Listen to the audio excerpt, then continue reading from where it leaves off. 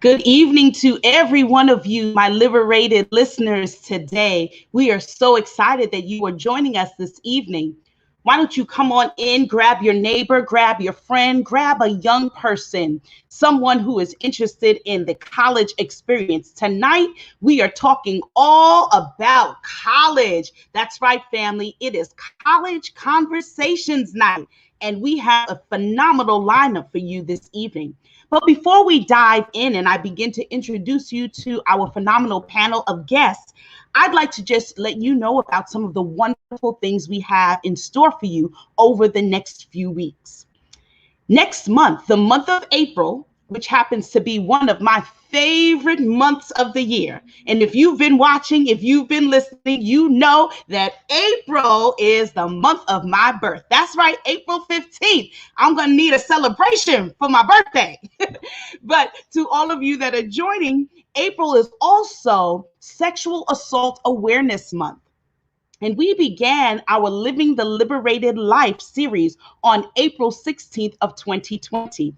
And we want to celebrate that milestone of 1 year of having shows Living the Liberated Life. But we are going to revisit our opening topic, which was sexual trauma and the Black male. We're going to deal with childhood sexual trauma and the Black male. We have two guests that are going to come and share with us their stories. As you may recall, we had basketball great Kenny Anderson, Fisk University coach, basketball coach, come and share his story of sexual trauma.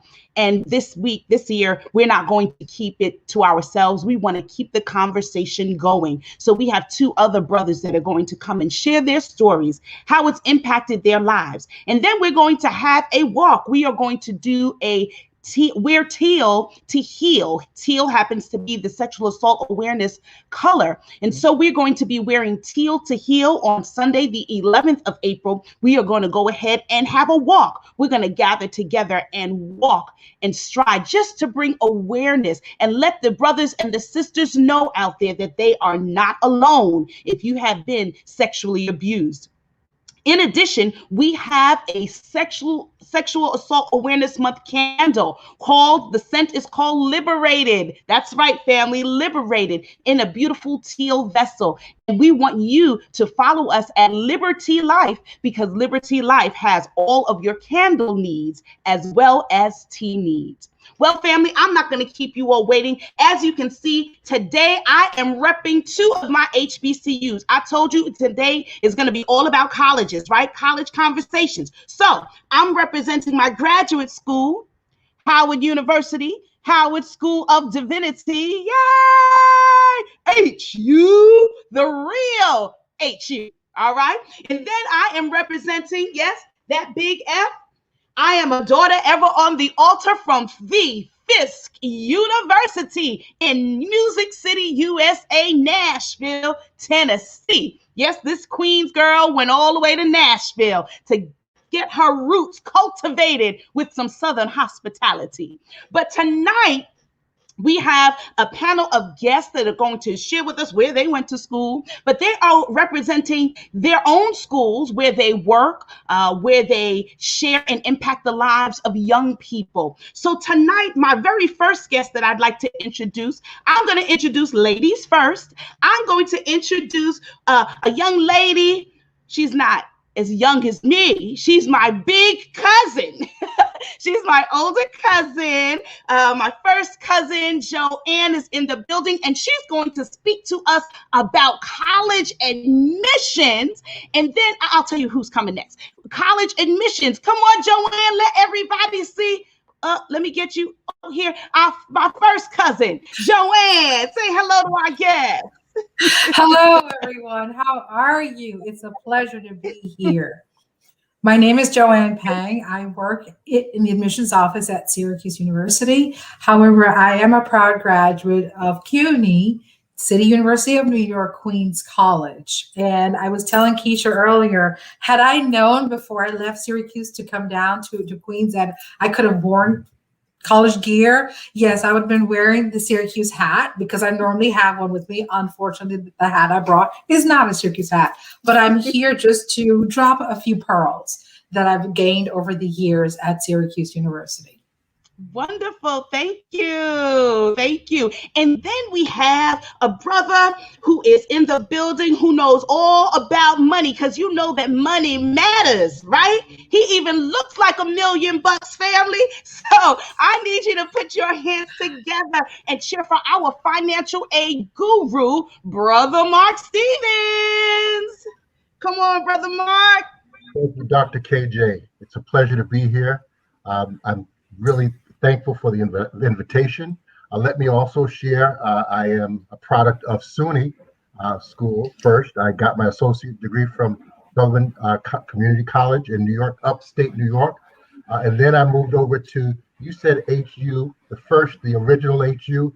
I guess then I went to the second HU. I got my bachelor's degree from Hampton University down in Virginia. And I am the university director of financial aid at Pace University, and that's where I got my master's degree. I'm happy to be with you, and I'm anxious to talk about financing a quality education. Wonderful. Thank you so much. Thank you so much.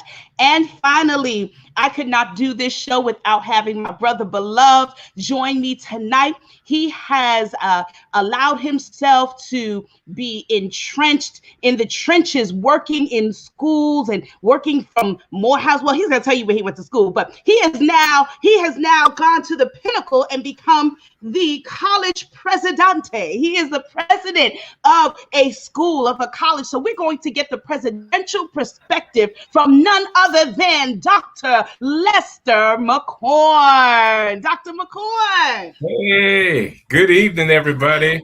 To the Reverend Dr. Keisha Janelle A. God, my beloved sister, and to my fellow panelists, it's good to be with you. As she alluded, I do have the great distinction, honor of being an alumnus of the Morehouse College in Atlanta, Georgia, where I pledged the Distinguished Alpha Phi Alpha Fraternity Incorporated. Also have seminary education from Yale University Divinity School and Chicago Theological Seminary.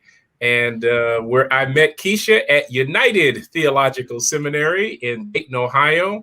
And now I have the great honor of serving as the president of our wonderful institution of the African Methodist Episcopal Zion Church in Rock Hill, South Carolina, Clinton College.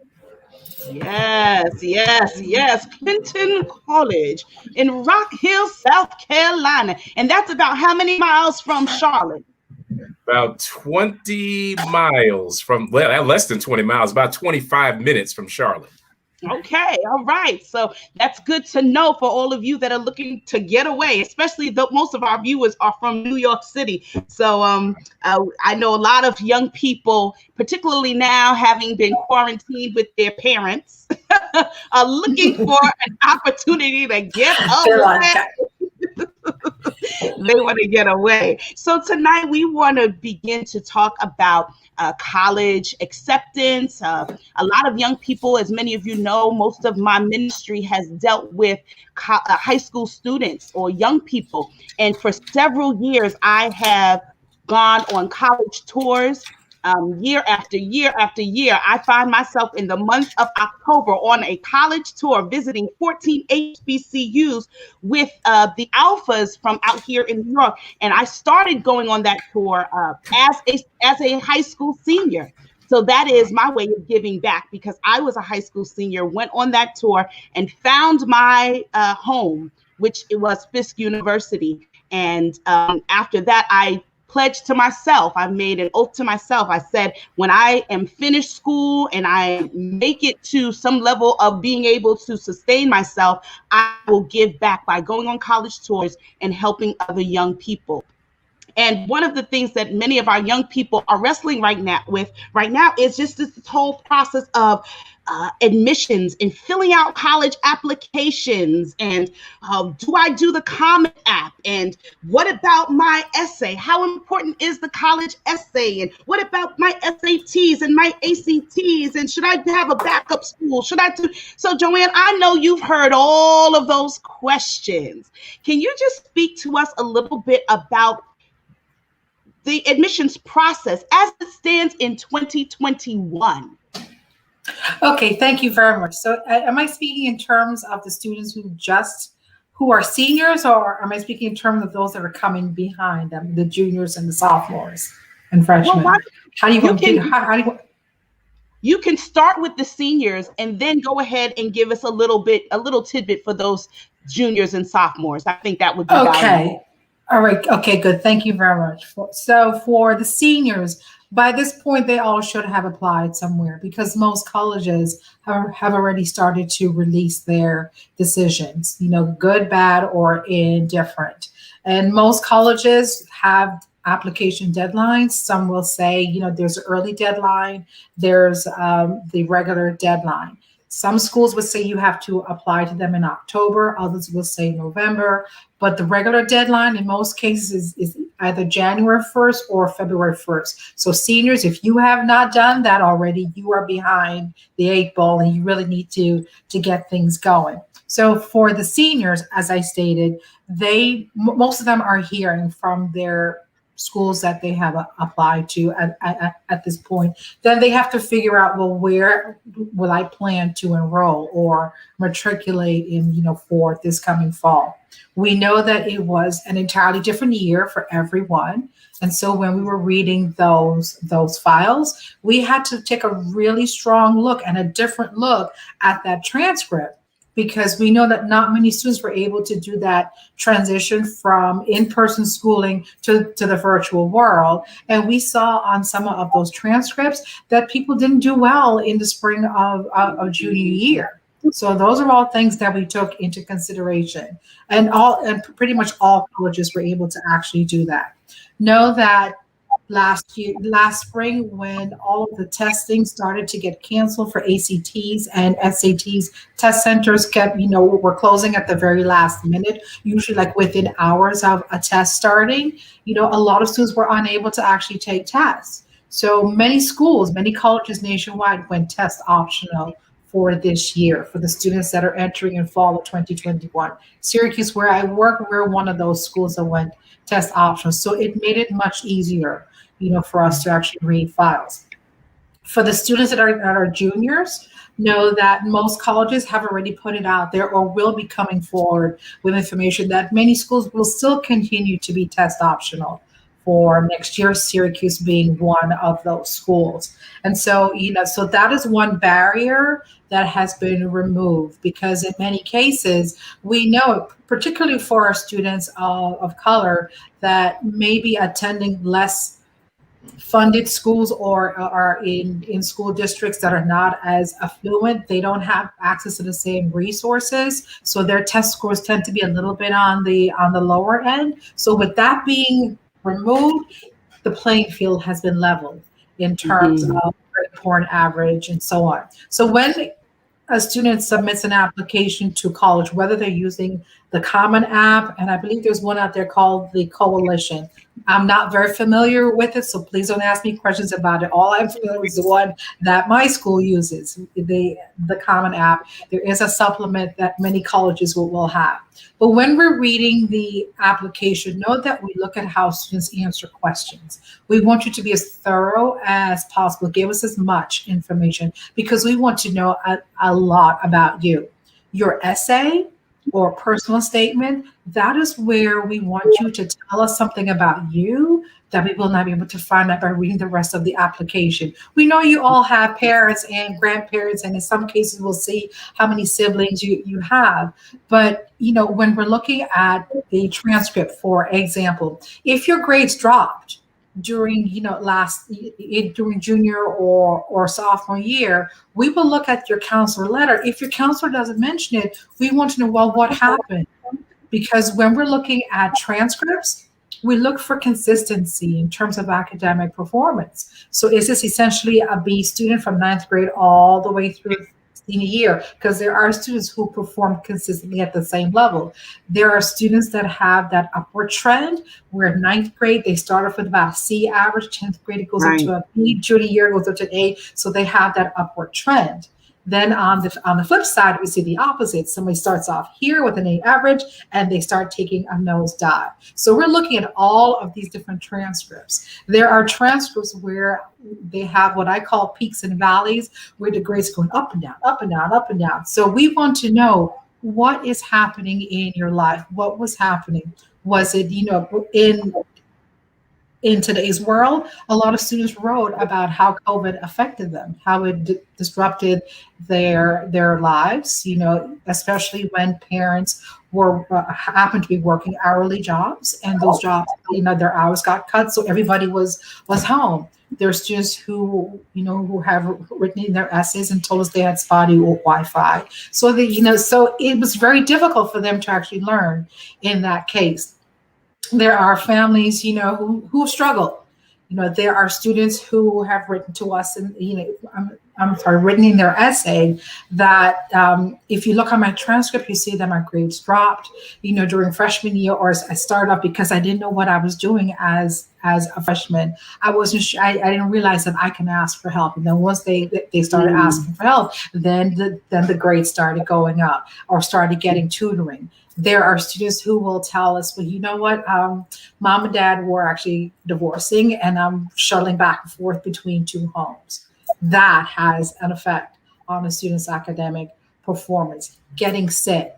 Students, have gotten ill. Parents have gotten ill with COVID and a variety of different illnesses out there. I read an essay a few months back, about a young lady. She's 17 years old, and she is a cancer survivor. Stage 4 ovarian cancer, and she's not even 7, and she's barely 17. And this happened in her freshman year. So these are all things that we want to know about you as an applicant, because we know you are a person. And so these are all, insider tips in terms of what it is that we look for. We want to know, what is your story?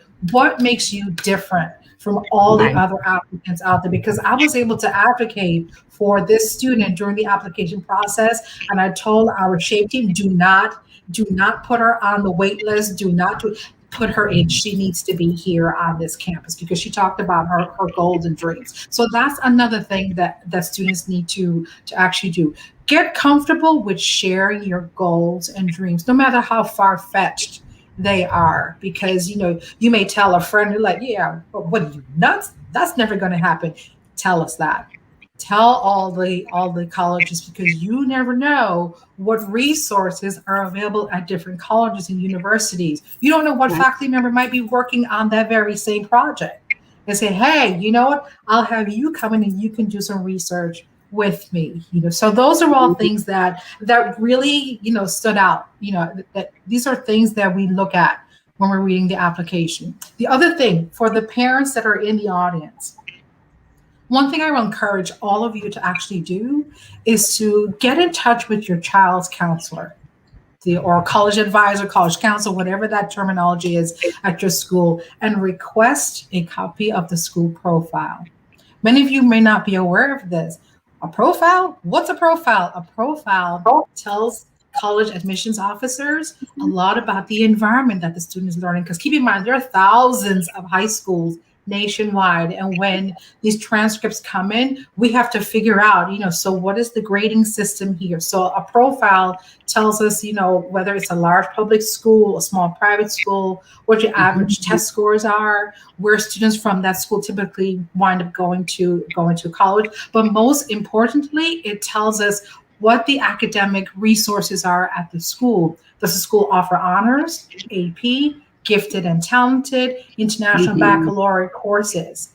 So and that helps us in terms of looking at the grades, and interpreting, because there are some schools that report both a weighted and an unweighted GPA. You have to know what the difference is. You have to know what the scale is for weighted GPAs, because there are times, when I get a phone call from a parent, well, yeah, I don't understand, why my son didn't get, a scholarship because he has a 4.0 GPA. And in college, a 4.0 is a straight A average. I'm like, oh, that doesn't sound right. And when I pull up the student's file, yes, the student has a 4.0 on a 12-point scale. So when you really do the calculations, like, yeah, that's basically a D average at that school. So these are all things that you need to be aware of. Keep in mind that it really helps us, and it helps you to advocate for your son and your daughter. So with that being said, Joanne, how important is ranking?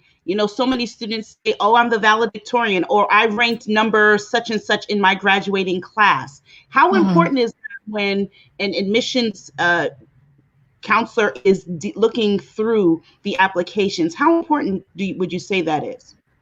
Ranking will vary by the college or university that you are applying to. And this is something that you'll hear a college admissions officer say, it varies or it depends. And yes, it varies, because not all schools are ranking students any longer. Some schools, this year in particular, I noted many schools, the counselor stated the only two students that are ranked are the valedictorian and the salutatorian. They're not doing everybody else. Then there are schools that have figured out how not to have the bottom half of a freshman of their class. They start instead of doing it in deciles, they're doing it in quintiles and all these other mathematical equations. And there are many schools that have done away with class rank. So if a class rank is reported, we do look at that. Most colleges will look at that to see, well, where do you fall in relation to your other peers? And then we also look and see, well, okay, so you are ranked right in the middle.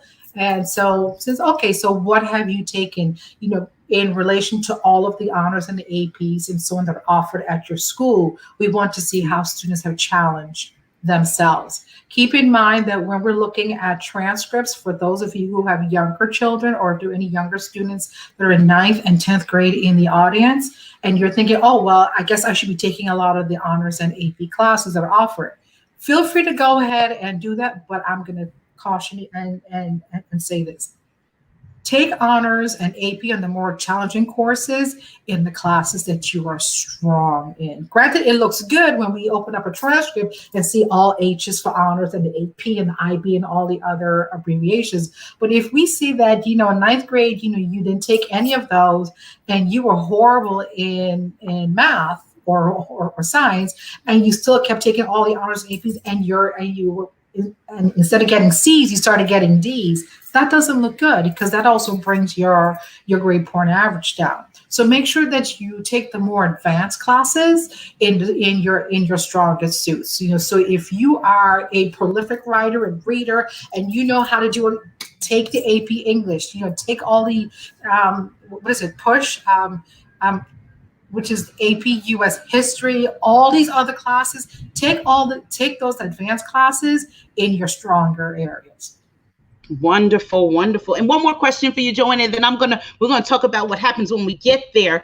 But my final question for you for now is, can you talk to us a little bit about the non-traditional student?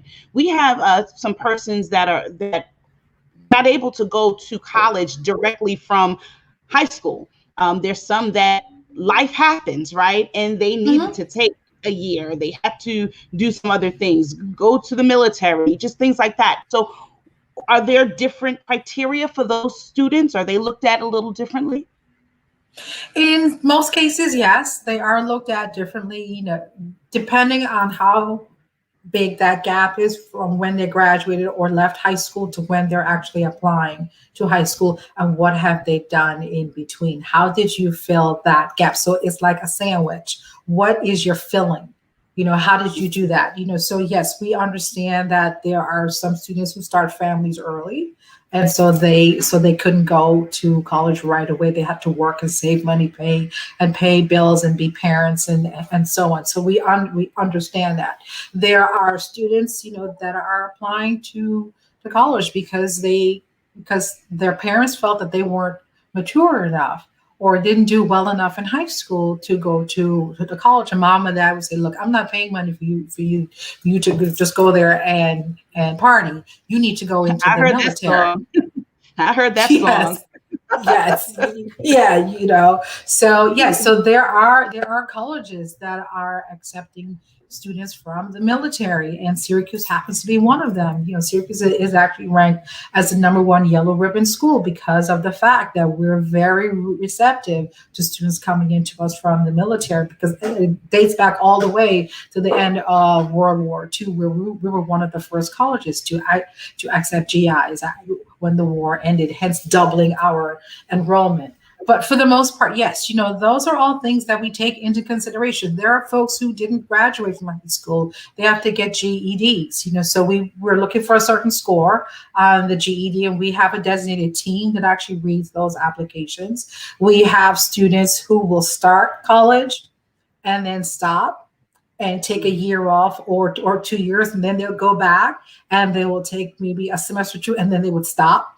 And something else, there's another part of the sandwich spelling, then they would go back. So those students may have attended 1, 2, or 3 different colleges or universities before they apply, to actually finish it. So these are all things that we take into consideration.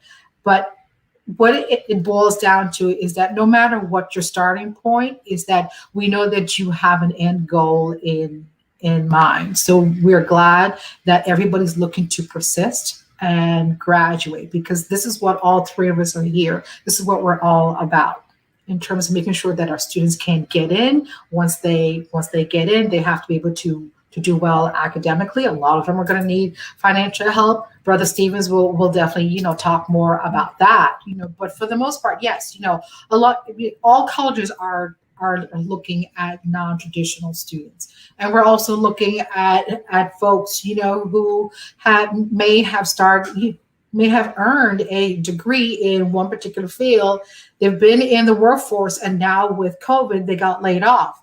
And they're like, yeah, but I'm not ready to retire yet, because like me, I became a grown-up 5 years ago when I bought a home. So I've got a mortgage that I have to actually pay, so I'm not ready to actually go anywhere. So somebody said, well, you know what? I want to go back to college, but I want to get a second degree. So right. Those are options also, for students to actually consider. Wonderful. Thank you so much. Thank you so much. I think that was valuable. And I think so many of those listening may have gotten a nugget or two to help them on their walk. But once you have gotten in, Joanne has gotten us into college. We are in college now, right? No, they actually get themselves in. I'm one of the folks that say yes, no, or maybe. Okay. All right. So she has checked off a yes for us, and we are in college. But then we look at our bank account and we don't have no money, Brother Stevens. Brother Stevens, we need some help. We need some money, brother. Can you help us out?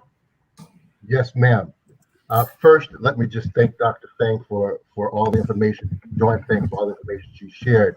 Very valuable. One of the other things that the admissions office does, and it's important to state this, is they decide the merit award or scholarship that the student will receive based on your academics from high school.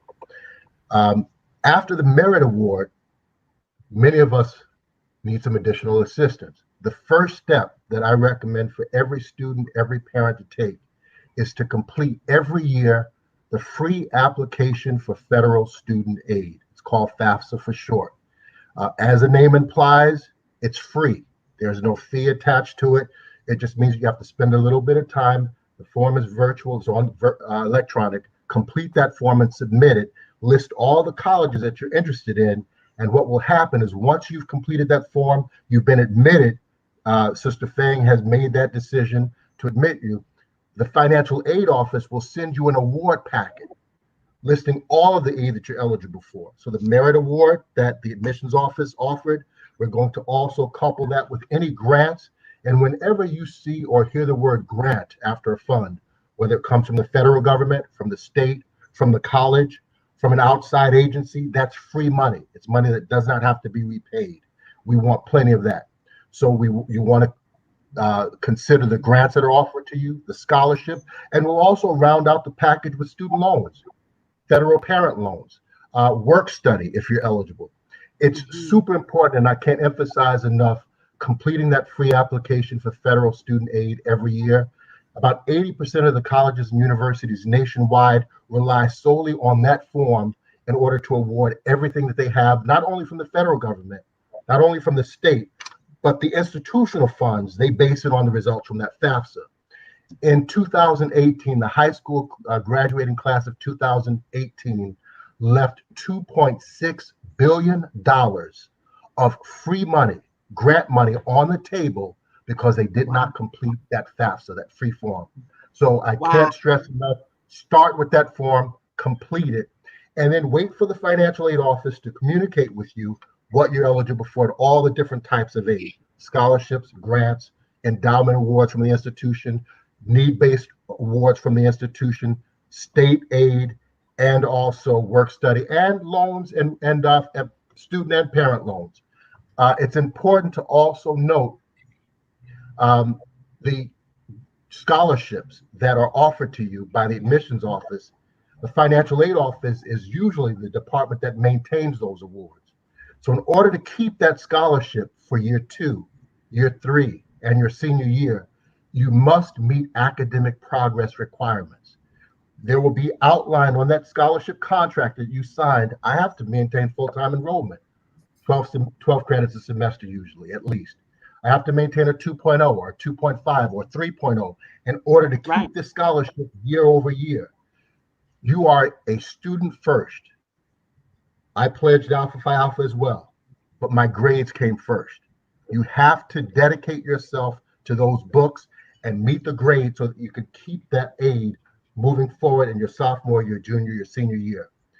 In addition to the grants, the loans, the work study, it's also important for you to note that if the package is not enough, you have the opportunity to appeal to the financial aid office. We look for that. We have funds set aside for your appeals. And as Sister Fang shared, you want to be very elaborate. You want to be very clear in what's happening in the family dynamic. Don't leave anything out. This isn't the time. You need to let us know dad lost his job or mom is unemployed. You need to let us know those things so that we can consider you for additional aid to make our institution accessible to you. Very important. You have to take steps to actualize the aid. After we give you the award notice, we're going to provide you with steps that you have to complete in order to have those funds actually applied to your charges. You'll have to sign a scholarship agreement form. It won't be dispersed until then. Endowment scholarships many times require that students write a thank you note to the donor. We won't disperse the funds until that thank you note is received. If you're considering the student loans, we'll direct you to the federal government website to sign a master promissory note and to complete loan entrance counseling so that those funds will magically disperse to your account before the semester begins. So there are steps that the students have to take in order to actualize the aid as well. And the last point I think that I want to make, don't stop there. Don't rely on what the feds say that you're eligible for, or New York State, if you're going to a New York State school, says that you're eligible for, or the institution says that you're entitled to. I provided Dr. KJ with a list of scholarship search engines, outside scholarship searches. Don't leave those stones unturned. There are legitimate, tested, tried and true outside scholarship search engines where the student will go in, plug in information about him or herself on the computer, and the computer will generate a list of outside scholarships that student might be eligible for based on the profile, the information that they've provided. We have had many of our students benefit from those searches and bring dollars, outside scholarship dollars, to the institution. Whenever you apply for an outside scholarship, if the organization asks you to pay a fee or asks you to apply for a credit card or to make any out-of-pocket payment, abort mission. Leave that alone. You should not have to pay in order to receive free money. So the links that Dr. KJ is providing now, these links, these are all tested, true scholarship search engines that are free. And you can get good results from these free search engines. Yes, we've had students bring in scholarships from fastweb.com. More of our students, however, have brought scholarships to the institution from grassroots searches. organizations that they or their parents are intimately affiliated with. Mom's job, dad's job, my church, my parish, my synagogue, dad's fraternity, mom's sorority, social club. Number of organizations offer outside scholarships. My wife started a mentorship program some 10 years ago. They offer scholarships for young African-American young ladies who are going to college. Myself and a bunch of brothers in my community started a program for young men of color in our backyard. And we offer scholarships every 4 years for students to finish their college degrees. What I try to impress upon our students and our parents is for organizations large and small, it's a tax write-off to give you $1,000 or $2,000. They're not really losing anything. You, on the other hand, as a student, have everything to gain. So don't leave any stone unturned. And how this works for most institutions, that outside scholarship money sits on top of whatever we've already given you. So we're not going to take anything away from you because you found $1,000 or $2,000. We're going to apply that to your charges to reduce the out-of-pocket expense or the amount that your parent has to take out in the parent loan. The most unique scholarship that's ever come across my desk, and I've been in the business for 30 plus years at Pace for 29, is one from a bowling league, where one of our students had parents who were on a bowling team. The league offered a scholarship. He applied and received $4,000. Wow. Who held the record for many years at Pace University was one who brought in 9 outside scholarships, in addition to the federal aid and the state aid and what the institution awarded him. Wow. I can never remember them all, but I've committed some to memory. One from his church, one from Verizon, where his mother worked, one from my fraternity, Alpha Phi Alpha Fraternity Incorporated, one from Delta Sigma Theta, and 5 others. He held the record until about 3 years ago, when a young lady from Virginia visited Pace University in the end of her sophomore year in high school. She went back to home to mom, who was a single parent on disability with 2 other children. She said, "Mom, I found where I need to be." This is a young sister of color. Alana is her name. "I want to be at Pace University. That's where I want to go. Mom," this was an outstanding student, gave her mother no trouble. Her mother said, "I'm behind you 100% emotionally, spiritually, everyly except financially. I don't have any money to send you to Pace University."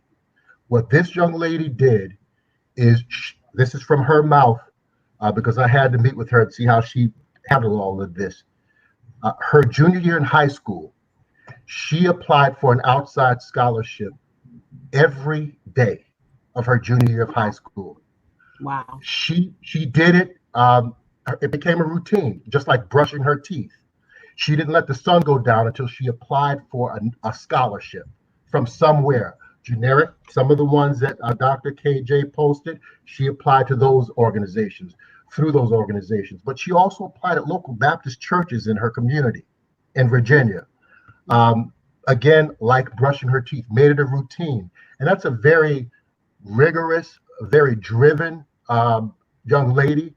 And the results absolutely made an impact.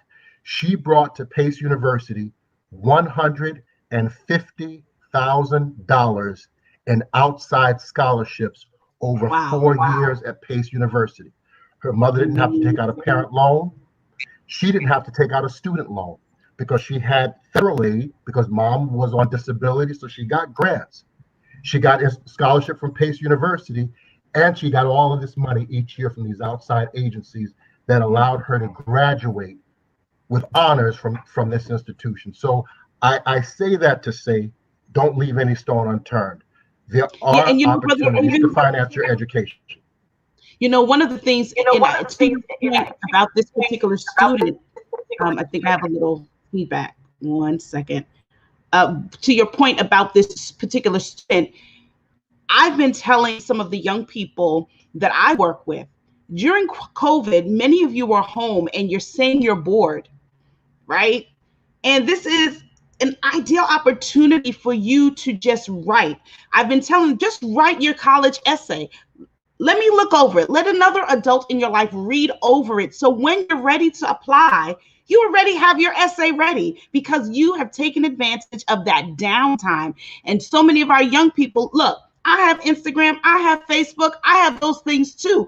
But I also have 3 degrees, right? So if you want to have a degree, at the end of the day, putting in the work, take the time. And many of the schools, and correct me if I'm wrong, many of the schools, their essays or their statements, the student statements are pretty much the same. You may have to take out my desire to attend such and such university and change the university, but that's about it, because they just want to hear, to Joanne's point, they just want to hear from you who you are. And so I encourage our listeners, to encourage the young people in your life. Take some time. Maybe you're not as ambitious as this young person to do it every day, but once a week, at least get an application done and an essay done. Revise them. Get something done towards getting you into school, as well as getting you the financial resources that you may need.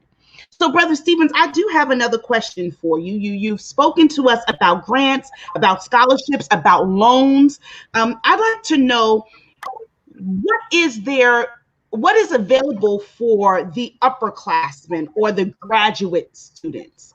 Because we hear so much about first-year students, people just entering, the freshmen get all the love. But by the time your junior year comes around, many students, I remember when I was at Fisk, and that was 20-something years ago, but I remember when I was there were students that were leaving Fisk junior year because they could no longer pay for school. They no longer had the resources. They got the scholarships to get them through the first year or the second year, but by the time they became a junior or a senior, they just didn't have it. So what is there out there for those students?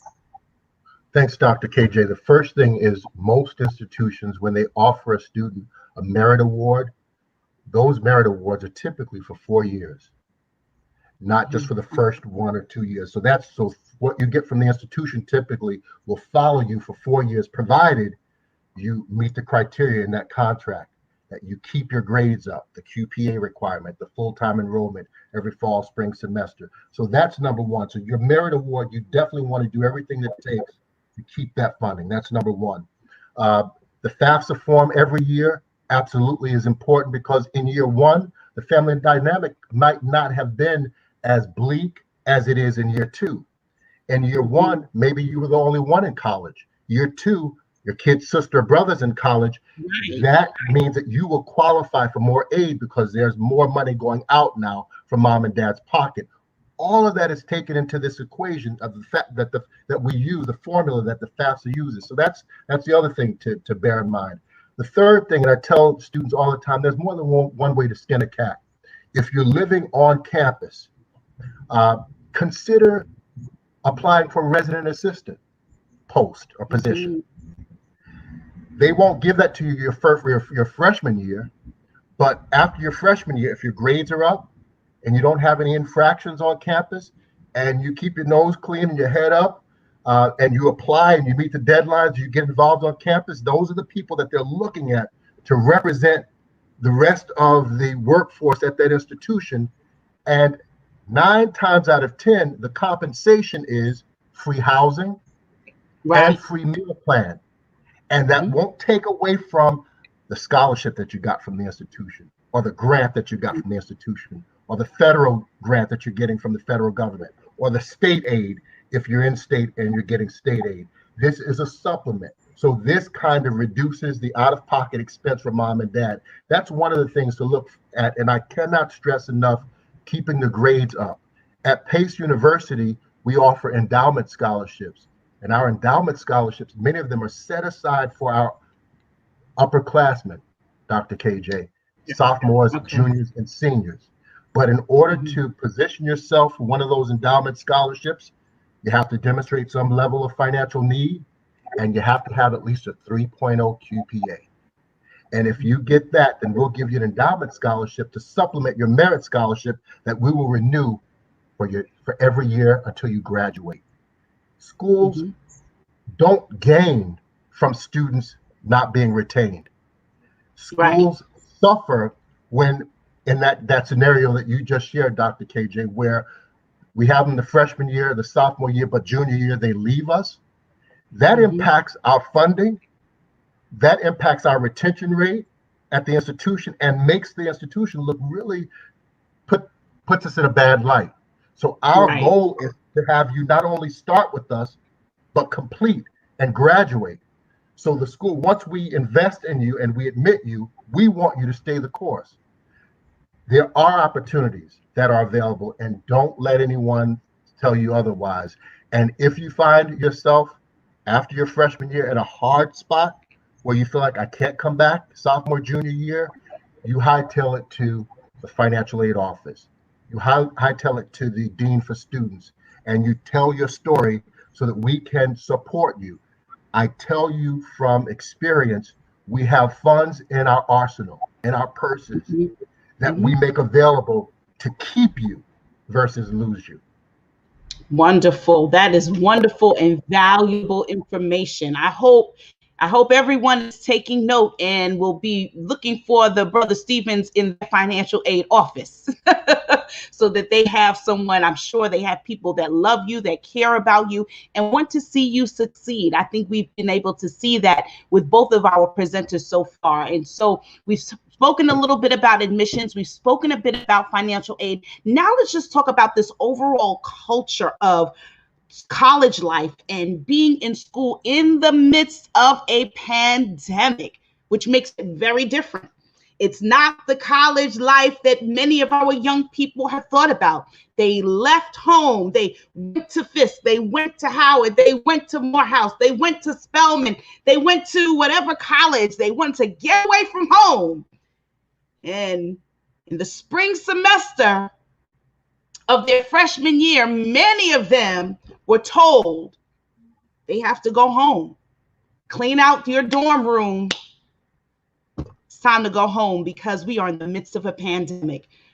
Dr. McCorn, can you talk to us a little bit about what this pandemic has done, not only to you as a college president, but even the culture, the climate in your institution? Well, first of all, let me express my appreciation to Joanne and Mark. I have two regrets as I listen to them. My first regret is I wish I had them as a guide when I graduated from high school. I mean, I'm serious. This is such invaluable information, guidance, and direction that they are giving. And I hope that the prospective students and families are listening carefully to what they're sharing with you. This is important. And my second regret is I wish they worked for Clinton College. That's my second regret. But I know they're making such big bucks at the universities that they're at that I couldn't dare lure them to Clinton College. But that being said, you have certainly hit the nail on the head. We are in unprecedented times, right? We hear that over and over again, unprecedented times. Yes. This really was an amazing time, of course, for the whole world, the nation, and for higher education. Like we all were thrown into a tizzy. We were faced with having to make some hard decisions about how we would move forward. Some of us, well, all of us pretty much evacuated our campuses, except for a few instances, and had to learn how to do remote learning. Right. Some of us had no remote learning. So I can speak from Clinton's standpoint. We had been talking about it. COVID-19 hit and we couldn't talk anymore. We had to make it happen. So we built an online platform in 6 weeks, what would have taken 6 months usually to do. But my greatest regret, and I remember it caught me off guard, Dr. KJ. We had a meeting in Rock Hill. Winthrop University is in Rock Hill, and York Tech is a community college, and Clinton College. We came along with the superintendent of schools in Rock Hill. The mayor pulled people together for a big press conference and conversation about what we are going to do, what each school is doing. And I never will forget that I got overcome with emotion when I stood up to talk about the fact that I had to send students home And one young man in particular shared his story of how his whole life was Clinton College. All his friends were at Clinton. His sense of security was at Clinton. He was at home at Clinton. And the fact that he had to go home broke his heart, and in turn broke my heart. I'm at an HBCU, which has its own unique dynamic in terms of the predominance of a demographic. All of our schools have similar demographics, but HBCUs have a disproportionate number of very vulnerable students. I was one of those students. So one of the reasons I mentioned I wish I had Joanne and Mark, when I literally went from no house to more house. I was homeless when I went to college. I was homeless. My mother was struggling with mental health issues. I never knew my father. And like that young lady that Mark talked about, my mother couldn't do a thing to help me. I had no one to help me. Thank God for my home church and my father in the ministry who helped me get into Morehouse. I had another Baptist preacher. My best friend Chris went to Morehouse with me, and his daddy drove us down and sat in the business manager's office for hours. You know how HBCUs are. I'm airing dirty laundry, but you went to Fisk, so you understand. Mark, you understand. Everybody's got a sob story. Everybody got a sob story about what's going on in their lives and why they don't have the money. And I'll never forget, this Baptist preacher, Reverend Wright, told the business manager, this young man doesn't have anything now, but if you let him register, number one, I will go back and raise the money to pay his tuition. And number two, he's going to be something one day that'll make you proud. Right? This is a story of HBCUs, right? So, we may not have, and we do pull some magic acts in terms of financial aid, but we got so many sob stories of students that don't have anything in our schools. So going back to your conversation about the pandemic, I mean, it's a safe space. Literally, it's a safe space. Students are coming from very violent situations, communities that are violent, homes that are violent, and there's no real safety net for them. So it was very, very difficult for us. So the other thing I want to say is that we had to think about how to replicate the canopy of care that you get on campus remotely, right?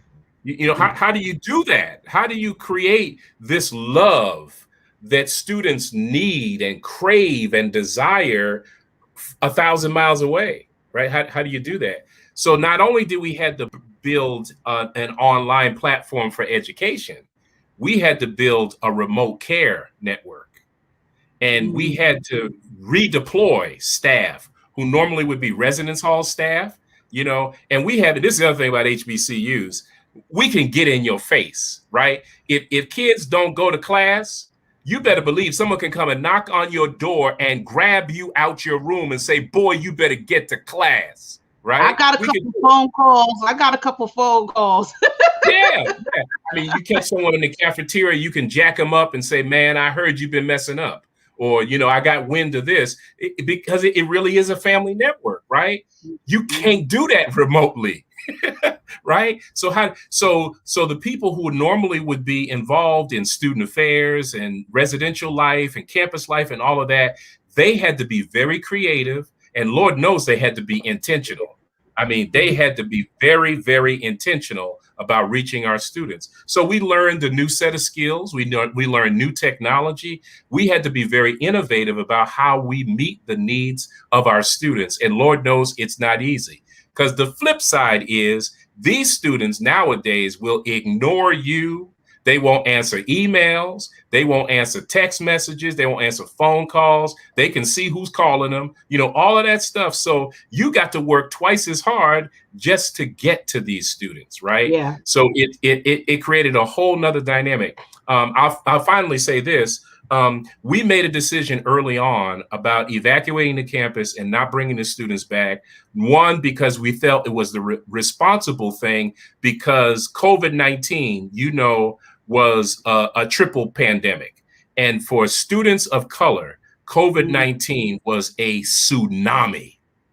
And what it did to Black communities, what it is still doing to Black communities, is beyond devastation.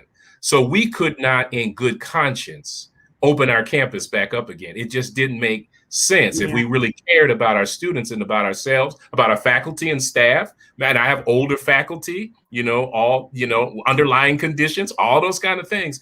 So we knew we could not bring them back, and we waited. We did the online thing in the fall, and then I said, well, hopefully we'll be back in January. Nah, couldn't come back in January. So now we're finally at the point where we are thinking about, and I hope in the next couple of weeks to just make my statement, everybody, we're coming back, we're coming back to campus, but there are a whole lot of protocols that we're going to have to put in place. I mean, it will not be, I hear people talking about returning to normal, and we're not going back to normal. The new normal is going to be very different from what we do. And you got to ask the question, what does that mean to HBCUs that major in high touch? Right? HBCUs are nothing but big Black churches. and big Black churches are used to hugging and kissing each other. And, we're used to being in each other's spaces.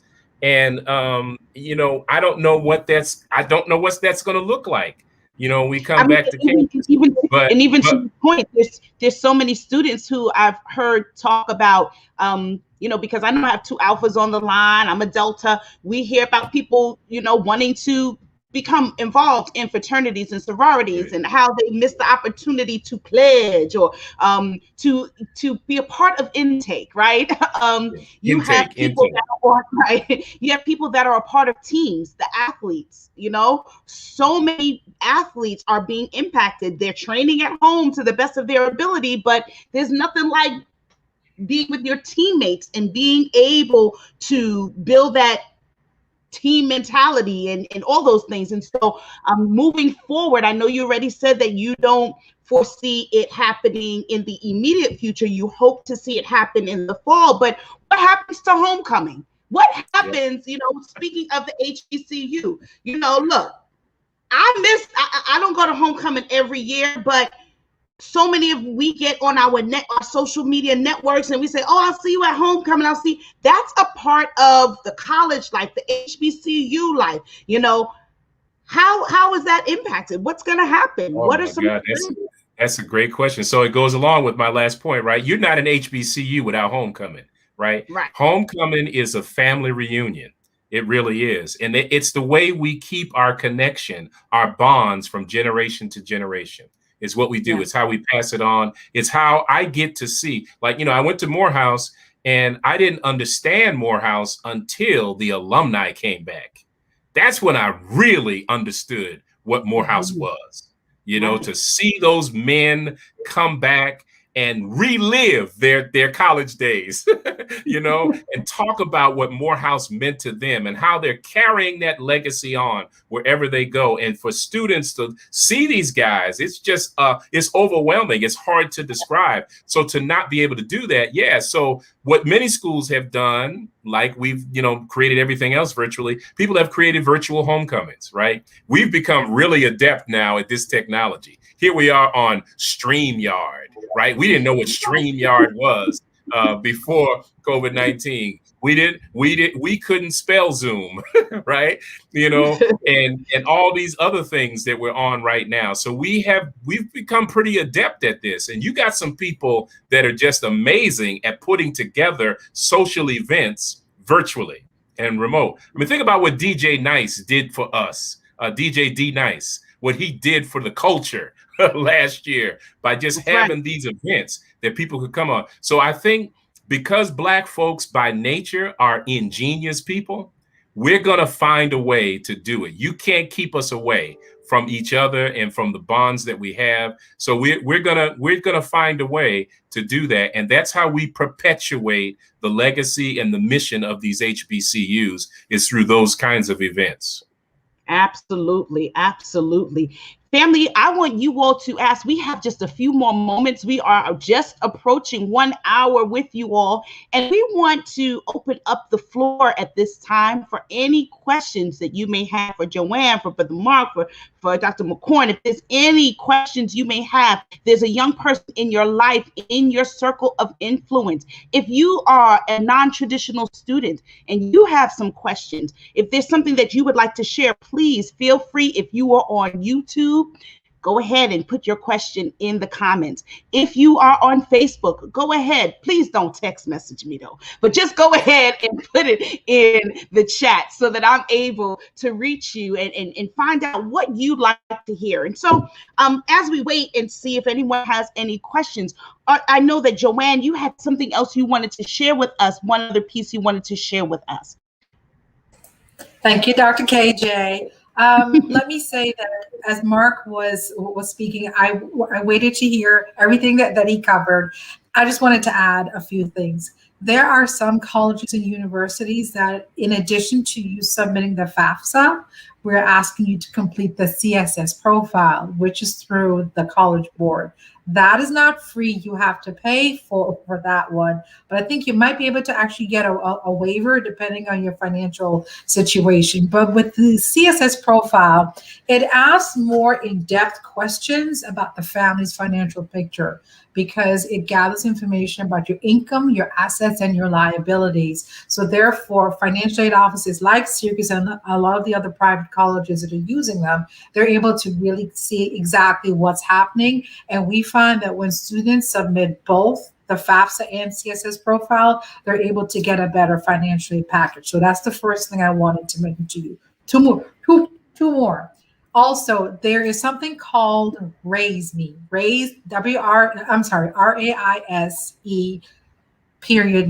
raiseme.com. RaiseMe is an opportunity for you to earn micro scholarships, meaning little. Micro is little. So when you go into RaiseMe, and I would encourage anybody who is a 9th grader and up, go ahead, create your student profile tonight, because you can get micro scholarships for earning A's, for taking honors classes, AP classes, for leadership roles, community service hours, all these things that you're doing inside and outside of school. It'll all help go towards, offsetting what it is that you will wind up paying for, for a college. Syracuse is one of over 300 schools that partnered with RaiseMe. I've seen students get as little as $1,500. I saw one earlier last week. She got 25 G's. I'm like, what did you do for 25 G's? Okay. But that is another resource for you. And know that when you have a profile in RaiseMe, when you apply to all of the colleges that are part of RaiseMe, it automatically is populated in the financial aid system. So that comes in as part of your financial aid package. The other thing that I wanted to mention, because I did not mention what my title is at the university. Yes, I do work at Syracuse as an admissions officer, but my title is Director of Partnership Programs. So Syracuse is partnered with Chicago Scholars and KIPP and a whole host of other programs, but one of the corporations that we partner with is Posse. Posse is an organization that has partnerships with colleges and universities around the country, where they send posses of 10, usually from one particular city to a particular college or university. So you go off as a posse and you have a mentor on that particular campus, and you also have different activities. So you all will start and end together in 4 years. Posse, for the most part, is usually a full tuition scholarship, so especially if you're looking to attend a private school. So I just wanted to put that out there for you. Nice. And yes, and I'm going to send this so that if you want to add it into your notes later on, Keisha. Okay, great. I'm so excited. I mean, I may be out of my mind, but I'm thinking, like, should I go back to school? Because now I know what to do. I'm like Dr. McCorn, right? And I actually do. I am an adjunct at Medgar Evers College, and so I've been working there. But Syracuse, Pace, Clinton, If you need a professor, let me know. I can work with the students. I don't mind picking up and moving. Or I can stay right here, Brother Stevens, right? I can stay right in the city. All right. Yes, so, yes. And listen, and Keisha, Syracuse is a 1 hour flight, less than an hour from JFK or LaGuardia if you want to just commute. Just want to put that out there. And I'm a true blue. I have true blue. I'm a true blue member. So, I just want to let our guests know that there are a few, those of you that are in the New York City area, there are a few scholarships that are available, as well as virtual college tours.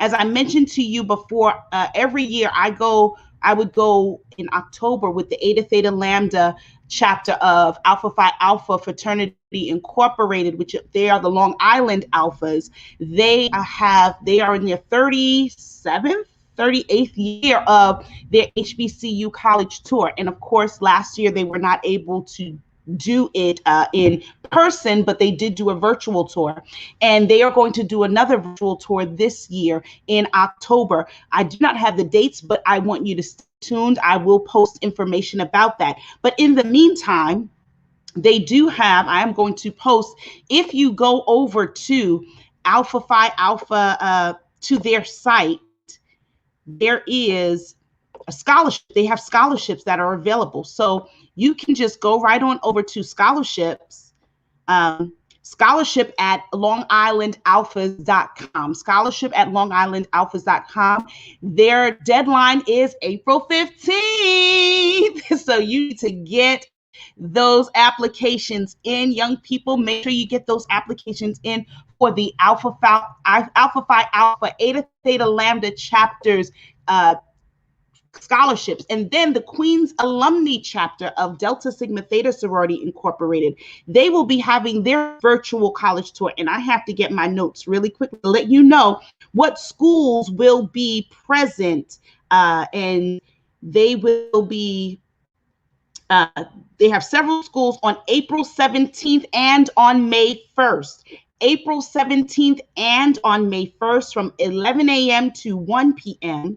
They have some recruiters from Norfolk State University, Cheney University, Florida A&M University, and that will be on April 17th. And then on May 1st, they will have Benedict College, Bowie State University, Howard University, North Carolina A&T University, and they're looking for students grades 9 through 12, and you will have to register. If you'd like to register, please go ahead and register at quack.teenlift@gmail.com. That's quack, as in Queens Alumni Chapter, teenlift@gmail.com. We want you to come on over and be a part of making history, because we know that we are investing in our young people at a very early stage so that they are ready and they are prepared. We want you to be prepared to go to the next level. And so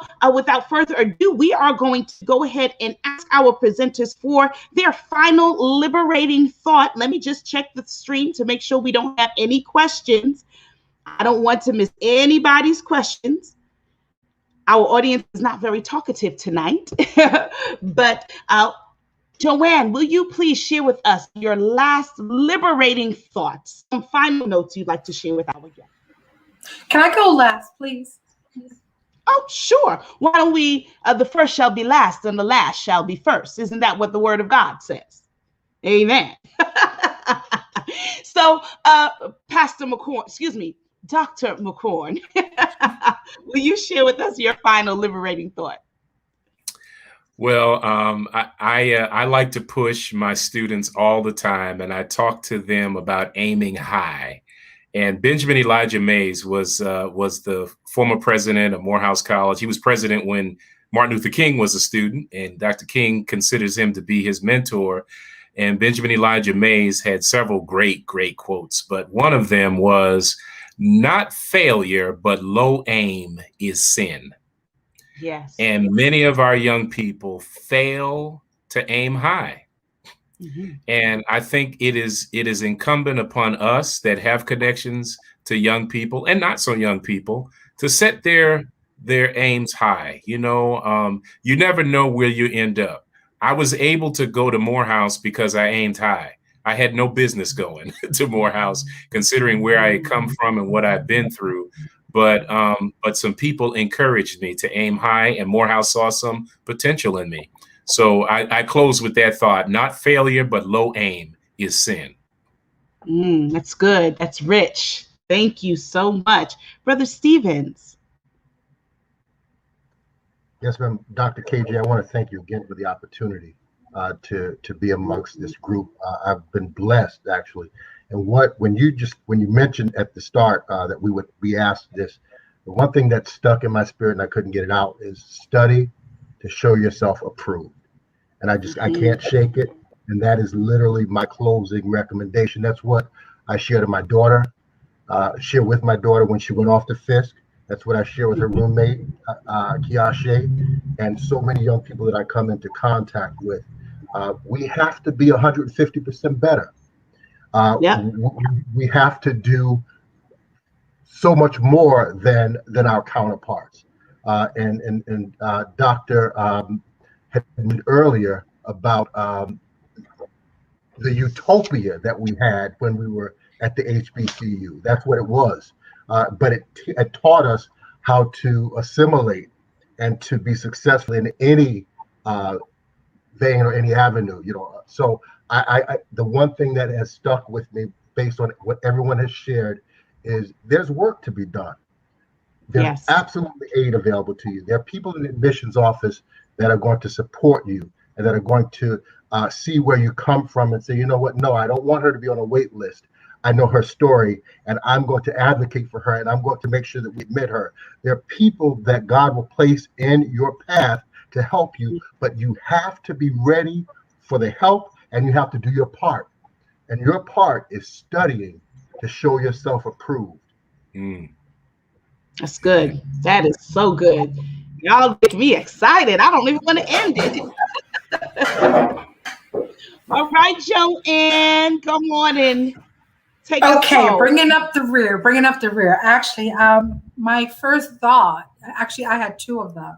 My first thought and recommendation for all students, and even for the adults that are here, never be afraid to ask for help, especially when you start college. Your first semester in college, you don't understand anything or everything.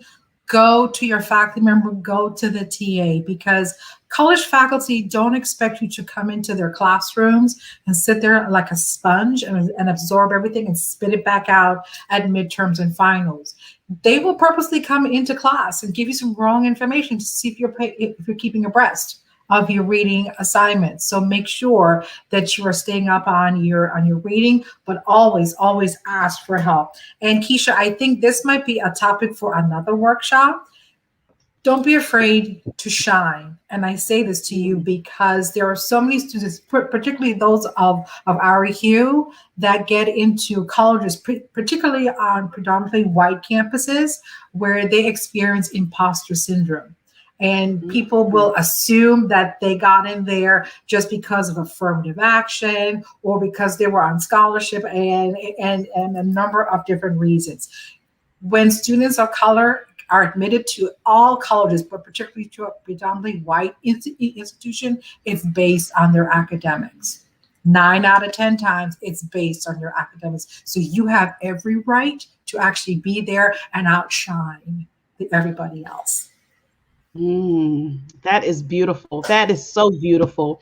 So again, to you, Dr. McCorn, to you, Brother Stevens, to you, my beloved cousin Joanne, I just want to thank you all for not being afraid to shine and for sharing from your well of knowledge all that you all have brought to the table today, because I am sure that even if they have not watched it now live, they will be able to review it. Some of the other shows people have sent out, so they have watched and they've gained information. And this is some information that I know that I'll be sending to several other young people, just so that they will be able to get a glimpse of what we've experienced tonight. Thank you so much for what you've been through to get here. I thank you for living liberated lives and being able to share your gifts with us today. So to you, my brothers and my sisters who are watching, we thank you for joining as well. All of our liberated listeners, we look forward to seeing you on April 8th when we will be having yet again another episode of Living the Liberated Life. Be sure to be here and again, live liberated, and I love you to life. God bless you and night.